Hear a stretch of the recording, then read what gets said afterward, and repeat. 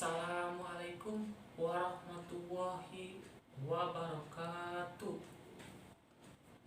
Perkenalkan, nama saya Muhammad Aksanul Hilmi, NIM 610141812, Rombel PCKSC 2018, Fakultas Ilmu Keolahragaan, Universitas Negeri Semarang. Di sini saya akan mempresentasikan mata kuliah Psikologi Olahraga dengan materi sikap dalam olahraga. Sikap adalah perasaan dan juga pikiran seseorang dalam bertingkah laku saat sedang tidak menyukai sesuatu.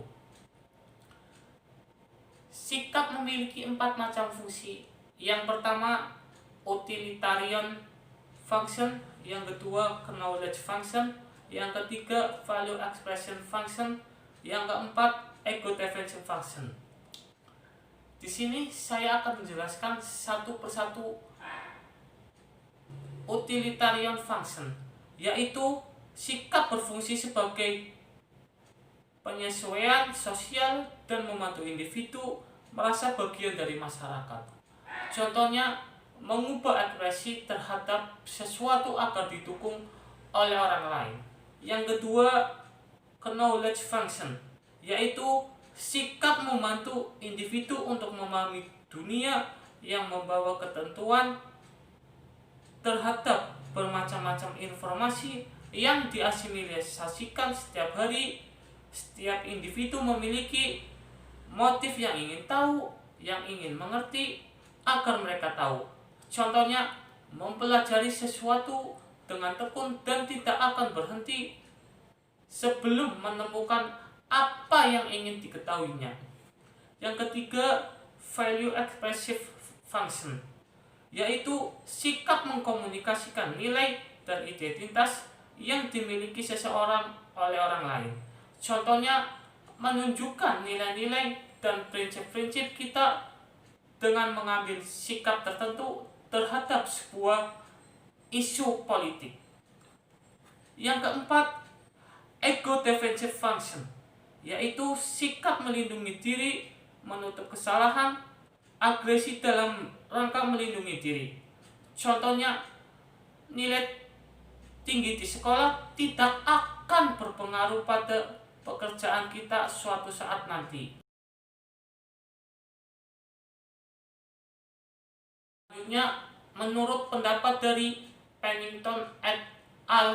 Tahun 1999, pendekatan dibagi menjadi 2. Yang pertama, pendekatan fungsional, melihat mengapa kita memiliki sikap dan bagaimana mengadopsi sikap tertentu untuk membantu kita. Yang kedua, pendekatan struktural, melihat faktor-faktor berbeda membentuk sikap seseorang. Saya akan menjelaskan macam-macam fungsi dalam pendekatan fungsional. Di dalam pendekatan fungsional terdiri dari 3 macam fungsi. Yang pertama, fungsi adaptif, yang kedua, fungsi pengetahuan, yang ketiga, fungsi pertahanan ego. Saya akan menjelaskan satu persatu. Yang pertama, fungsi adaptif, yaitu mengacu pada penyesuaian diri seseorang pada perilaku yang memungkinkan untuk bergaul dengan lingkungannya. Contohnya, kita harus memperkuat ikatan antara individu dengan kelompoknya. Misal, emosi positif yang terdiri dari cinta dan kasih sayang. Sedangkan emosi negatif, contohnya cemas, cemburu, dan berduka. Yang kedua, fungsi pengetahuan, yaitu segenap apa yang kita ketahui tentang suatu objek tertentu yang telah dikombinasikan dengan pemahaman dan potensi untuk menindaki melekat pada benak seseorang. Contohnya, nilai tinggi di sekolah tidak akan menjamin pada. Yang ketiga, pekerjaannya. Fungsi pertahanan ego adalah strategi psikologis yang dilakukan seseorang, sekelompok orang, atau bahkan suatu bangsa untuk berhadapan dengan kenyataan dan mempertahankan citra dirinya. Contohnya, kita dilarang melakukan mementingkan diri kita sendiri ketika ada orang yang sedang membutuhkan kita.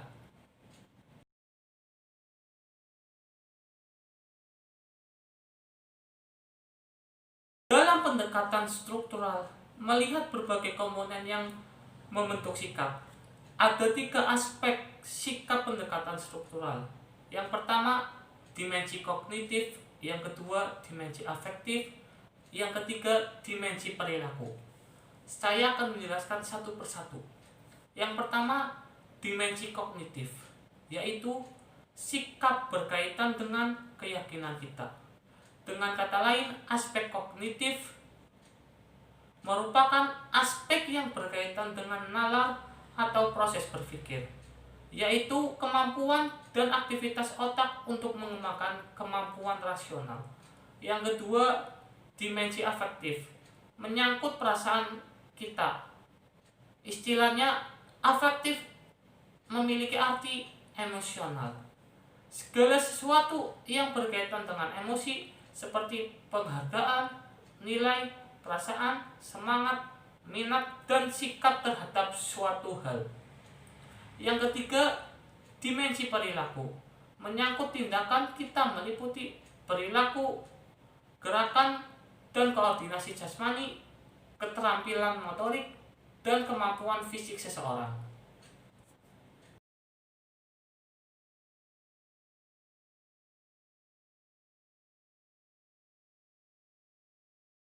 Selanjutnya yaitu skala pengukur sikap.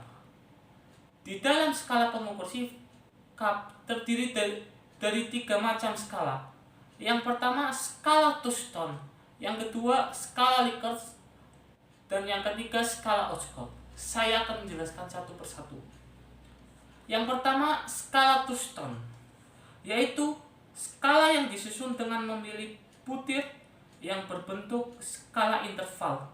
Setiap butir memiliki kunci skor dengan urut dan kunci skor menghasilkan jarak yang sama. Yang kedua, skala Likert, yaitu digunakan untuk mengukur sikap, pendapat, dan perspektif seseorang atau kelompok orang tentang fenomenal sosial. Yang ketiga, skala Oskott, yaitu skala untuk mengukur sikap tetapi berbentuk bukan pilihan ganda maupun checklist tetapi tersusun dalam satu garis kontinu, tetapi jawaban yang sangat positif terletak di kanan garis dan jawaban yang negatif terletak di kiri garis ataupun sebaliknya.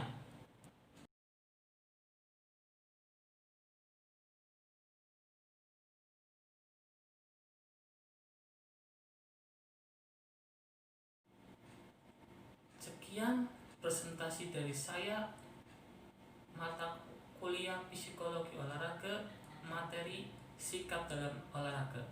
Semoga para audiens dapat mengambil hikmahnya untuk diterapkan dalam kehidupan sehari-hari. Sekian dari saya, kurang lebihnya mohon maaf. Billahi taufiq wal hidayah. Wassalamualaikum warahmatullahi wabarakatuh.